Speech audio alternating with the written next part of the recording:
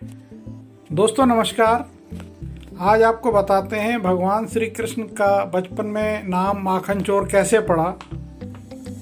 श्री कृष्ण के बचपन में सखा बहुत थे जो गोकुल में रहते थे। उन्हीं में एक थे मधुमंगल।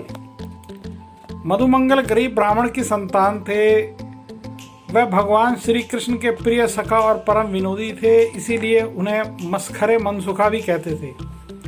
बाल कृष्ण जब भी कोई कार्य करते थे तो मधुमंगल की राय जरूर लेते थे। एक बार मधुमंगल ने श्री कृष्ण जी का रूप धर लिया था ताकि सभी गोपियां उनसे भी प्रेम कर सके और उन्हें लड्डू भी खाने को मिल सके।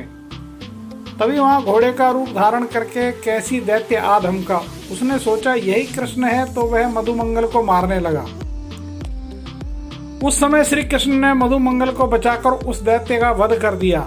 इस घटना के बाद मधुमंगल ने कसम खा ली थी कि आज के बाद मैं कभी भी श्री कृष्ण का रूप नहीं धरूंगा। जहां यह घटना घटी थी उस स्थल को आज भी केसी घाट कहते हैं। भगवान कन्हैया ने अपने सभी सखाओं से कहा कि चलो आज हम मधुमंगल के घर का भोजन करेंगे।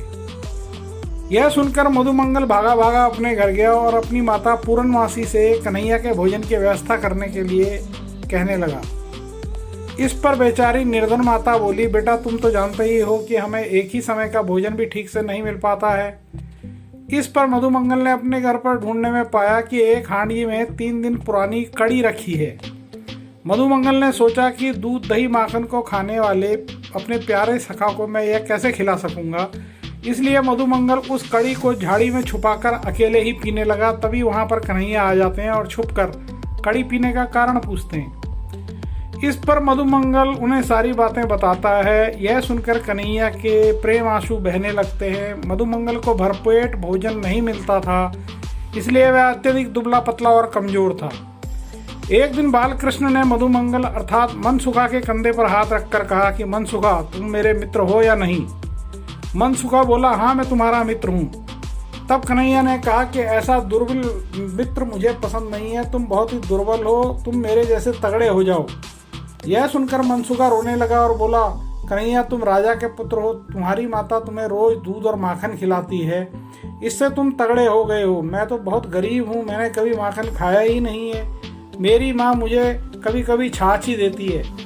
यह सुनकर कन्हैया ने कहा, मैं तुम्हें हर रोज माखन खिलाऊंगा। मनसुखा बोला, यदि तुम मुझे हर रोज माखन खिलाओगे तो तुम्हारी माँ भी क्रोधित हो जाएगी। तब कन्हैया कहते हैं, अरे नहीं, अपने घर का नहीं, घर के बाहर से मैं तुम्हें खिलाऊंगा। इस तरह भगवान श्री कृष्ण ने बचपन में अपने मित्र के लिए माखन चुराया, गांव में लोगों के घरों से माखन चुराया और वो बचपन से ही माखन चोर कहलाए। तो दोस्तों यह जानकारी आपको कैसी लगी? आप हमारे चैनल को लाइक करें, सब्सक्राइब करें, बेल आइकन की घंटी प्रेस करें, हमें कमेंट बॉक्स में जाकर कमेंट भी अवश्य करें। आपका कीमती समय हमें देने के लिए धन्यवाद। नमस्कार।